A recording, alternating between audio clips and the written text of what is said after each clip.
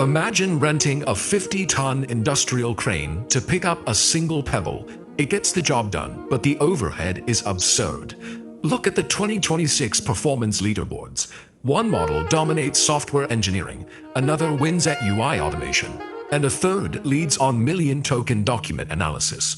This disparity has fractured the ecosystem into a landscape of specialized domain experts. Despite this, companies are still routing every background task, text extraction, and formatting job through premium flagship models like Claude Opus or GPT 5.4. When you do that, you pay premium reasoning rates for basic digital labor. This graph illustrates the problem. The flat line represents the actual complexity of your daily tasks. The second line shows your API costs defaulting to a flagship model. It spikes aggressively. That massive gap is wasted compute, burning budget on horsepower you didn't need. The architectural standard to fix this is called dynamic model routing. Instead of relying on one giant brain, an intelligent system delegates work based on the actual difficulty of the prompt. There is a trade-off here. Setting up a routing layer requires upfront engineering time. Teams must design the logic, set complexity thresholds, and manage multiple APIs. But once you absorb that initial setup, the monolithic AI stack is obsolete. You maintain peak quality on complex reasoning while slashing costs. To route tasks effectively, you have to map out exactly what the major frontier models are built to do best. This is a comparison matrix for the big three: Claude, GPT 5.4, and Gemini 3.1 Pro. We evaluate them across their primary use case, their SW bench score, context window, and raw token cost.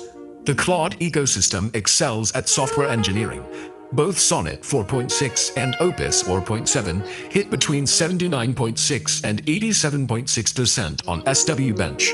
For complex architectural decisions and deep code-based reasoning, Claude is the industry default. However, Claude has specific limitations. It lacks native video and audio multimodal processing, and its iteration speed on high-volume agent loops often lags behind its competitors. GPT 5.4 is built for orchestration. It leads with a 75% score on OS World, meaning it excels at operating across external tools, browsing environments, and managing multi-step agentic workflows. The primary friction point for GPT 5.4 is price. It carries higher variable API costs, sometimes hitting $5 per million input tokens, and it trails Claude slightly in repository-level coding precision. Gemini 3.1 Pro offers a unique capability, a massive 1 to 10 million token context window. This allows it to ingest entire code bases or vast libraries of documents in a single prompt to execute deep logical planning. But that deep reasoning requires heavy compute.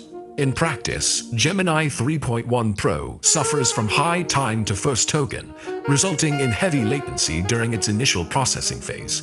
Standardizing your entire operation on just one of these platforms guarantees you will suffer their weaknesses on tasks they weren't built to handle. To leverage all three, you deploy an AI orchestrator. This is a centralized decision maker that plans and routes tasks before any heavy processing begins. Let's follow a task through this flowchart. When a prompt enters the system, it hits the orchestration layer, which quickly classifies its difficulty. If the task is simple, like extracting text, classifying sentiment, or formatting JSON, the orchestrator routes it to an inexpensive sub-agent like Llama 3 or Claude Haiku, costing just pennies per million tokens. If the prompt requires calling external APIs or executing a tool workflow, it crosses the moderate threshold and routes directly to GPT 5.4. And if the prompt requires complex coding or deep architectural logic, the orchestrator escalates it to a premium reasoning model like Claude 4.7 or Gemini 3.1. You can build this routing logic in two ways. Hard-coded rule-based routing uses strict keywords, which is fast and predictable. Alternatively, dynamic LMM-based routing lets a small model evaluate the prompt case by case, offering more flexibility at the cost of a fraction of a cent per task. By separating the decision-making logic from the actual execution, your system never defaults to expensive compute for easy problems. We have to address the operational realities of this setup. If a cheap sub-agent acts confused, it might fail or return a low confidence score. To handle this, you need an automated escalation process. The orchestrator catches the failure and immediately reroutes the prompt to a more capable mid-tier model, like Claude Sonnet, to resolve the issue. For severe edge cases, where even the premium models fail, the system diverts the output to a manual human review flag, stopping bad data from entering your database. Be aware of the latency trade-off.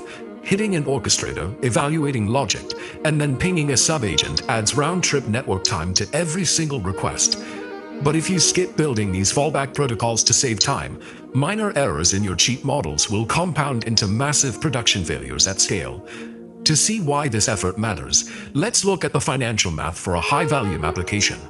This chart compares monthly costs for processing 100,000 tasks. Running them all through a monolithic premium model sends your cloud bill through the ceiling.